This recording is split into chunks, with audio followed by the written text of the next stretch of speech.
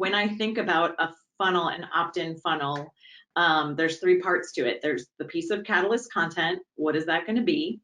The landing page or the mechanism where people can sign up for it. Obviously, that's important. And then there's the follow-up sequence, the delivery. You've now captured their contact information, but what are you going to do with it? And I think too many businesses don't capitalize on that opportunity nearly as much as they could. So obviously the first step in an effective follow-up sequence is to simply deliver what you promised. You've got to send them the thing, whatever the thing that they requested. If it's an event, we'll talk about the formats in a moment. How do they show up for it? Deliver the value you promised.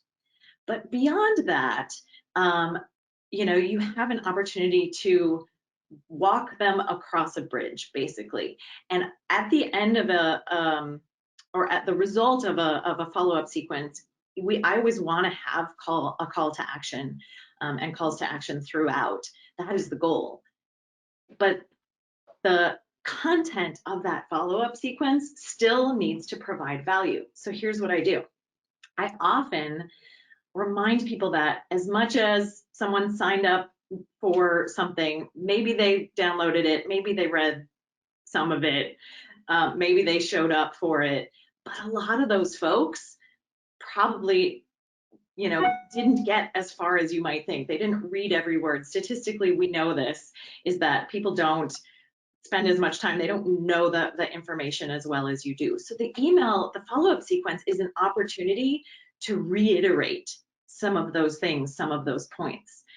Whatever it was that you covered in your Catalyst piece, have an email that says, hey, in our thing that you requested, we talked about X, Y, and Z. Here's another extra thought about that. What do you think about having a conversation? So value, call to action. Value, call to action. And so when I do a follow-up sequence, they can be anywhere from like maybe 3 to 5 emails, and sometimes they grow substantially longer than that, depending on how involved you want to be with that customer's journey along the way.